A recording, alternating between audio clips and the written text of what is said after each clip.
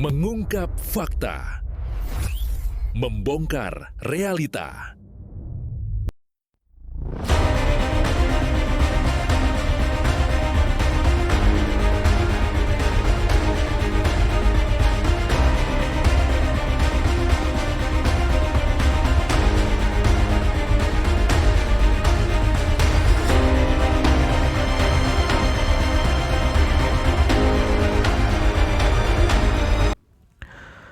Dulu, ancaman terbesar bagi umat manusia adalah tombol merah nuklir.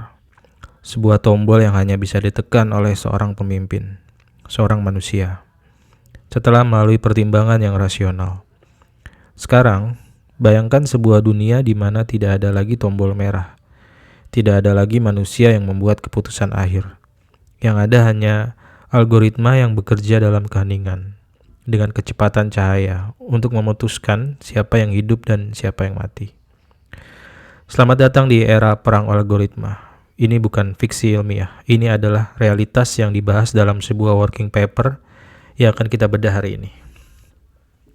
Dia adalah Sardor Boratov, seorang peneliti dari University of Warsaw dengan judul working papernya AI, Autonomy and the New Security Dilemma. Deterrence, Escalation, and Strategic Ambiguity in the Algorithmic Age, di mana ia memperingatkan bahwa sebuah realitas baru muncul di mana AI telah menciptakan dilema keamanan baru yang mungkin jauh lebih berbahaya dari bom nuklir. Selama lebih dari 70 tahun, dunia dicegah dari perang besar oleh sebuah konsep bernama deterrence.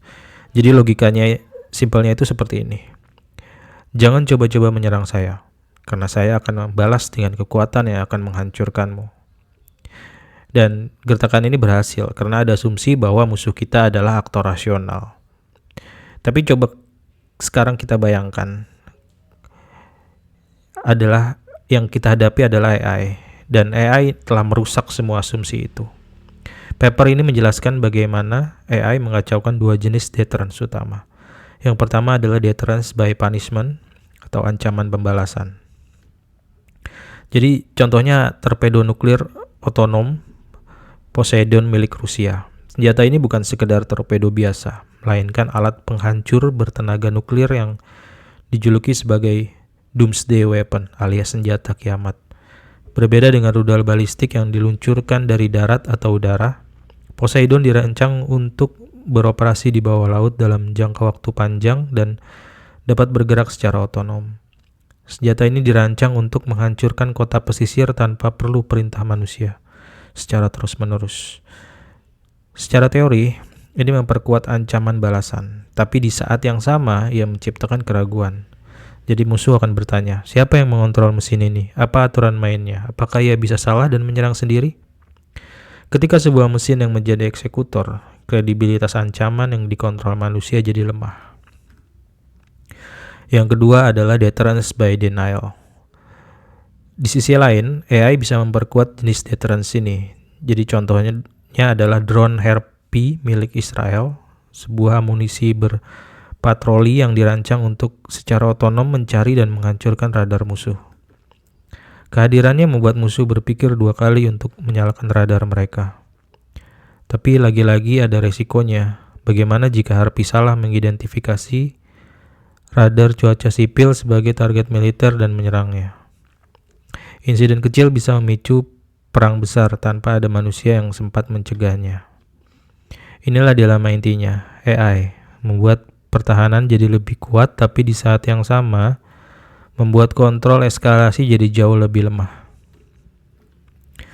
Jika deterrence adalah remnya, maka eskalasi adalah gasnya, dan AI baru saja mengubah pedal gas ini menjadi pendorong roket. Paper ini memperingatkan kita tentang bahaya perang kilat atau flash war. Mungkin Anda pernah ingat flash crash tahun 2010. Kalau Anda sudah bekerja ya, di mana algoritma trading membuat pasar anjlok dalam hitungan menit. Sekarang bayangkan itu terjadi dengan rudal dan drone. AI mempercepat semua jenis eskalasi. Yang pertama adalah eskalasi vertikal. AI yang beroperasi dalam kecepatan mesin bisa mengubah konflik kecil menjadi perang nuklir sebelum ada manusia yang sempat diskusi atau memutuskan. Yang kedua adalah eskalasi horizontal. AI bisa salah menafsirkan pergerakan satelit sebagai serangan, lalu membalas di domain cyber, memicu konflik lintas domain. Yang ketiga adalah eskalasi tak sengaja, dan inilah yang paling berbahaya. Sebuah studi simulasi yang dikutip dari working paper ini menemukan hasil yang mengerikan. Ketika model-model AI seperti GPT-4 ditempatkan dalam skenario krisis diplomatik, mereka menunjukkan kecenderungan untuk eskalasi yang sangat cepat. Dalam beberapa simulasi, AI bahkan meluncurkan serangan nuklir dengan alasan yang absurd, seperti saya hanya ingin perdamaian di dunia. Ini menunjukkan AI bisa memilih agresi sebagai opsi default dalam ketidakpastian. Masalah terbesar dari AI canggih adalah apa yang disebut masalah kotak hitam atau black box problem. Banyak algoritma deep learning menghasilkan keputusan tanpa bisa menjelaskan alasannya, bahkan kepada pembuatnya sendiri. Ini menghancurkan pilar ketiga dari strategi ambiguitas strategis. Dulu negara seperti Amerika Serikat sengaja bersikap ambigu soal apakah akan membela Taiwan atau tidak. Ini hanya untuk membuat Cina menebak-nebak dan mencegah konflik. Taktik ini berhasil karena sinyalnya dikirim oleh manusia dan bisa ditafsirkan. Lalu bagaimana cara menafsirkan sinyal dari sebuah kotak hitam?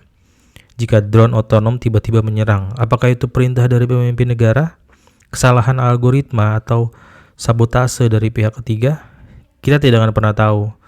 Ambiguitas yang tadinya merupakan alat diplomasi yang terkontrol, kini berubah menjadi ketidakpastian total yang sangat berbahaya.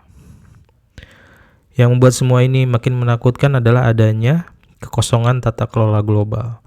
Hukum dan perjanjian internasional yang kita miliki saat ini, seperti CCY atau Tallinn Manual, dirancang untuk perang di era industri, bukan di era algoritma. Mereka sama sekali tidak siap. Upaya PBB untuk membuat aturan baru terus terhambat oleh perdebatan definisi dan kepentingan negara-negara besar yang tidak mau kemampuannya dibatasi. Jadi apa artinya semua ini untuk kita di Indonesia? Meskipun kita bukan pemain utama dalam perlombaan senjata AI, kita berada tepat di tengah-tengah panggungnya. Yang pertama, kita bisa terjebak di tengah-tengah perlombaan senjata atau perlombaan AI antara AS dan Cina, dan ini akan sangat terasa di kawasan kita, terutama di Laut Cina Selatan. Konflik yang dipicu oleh salah satu perhitungan algoritma itu bisa meletus di depan halaman rumah kita.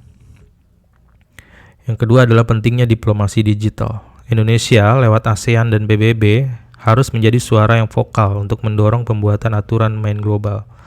Posisi kita sebagai negara non-blok bisa jadi kekuatan. Dan yang ketiga adalah modernisasi pertahanan yang cerdas. Indonesia mau tidak mau, suka tidak suka, harus memiliki investasi yang sangat besar pada kemampuan perang cyber kontra AI, dan yang terpenting literasi teknologi bagi para pemimpin militer dan sipil kita. Ini bukan lagi hanya soal membeli jet tempur atau kapal selam. Pertahanan masa depan Indonesia adalah pertahanan perang cyber. Working paper ini menyajikan sebuah kesimpulan yang suram, namun penting. Kita sedang memasuki era di mana logika perang tidak lagi sepenuhnya berada di tangan manusia. Krisis di masa depan bisa jadi tidak akan diselesaikan oleh para diplomat, tapi oleh algoritma yang bernegosiasi dalam keningan. Bayangkan, itu sangat mengerikan.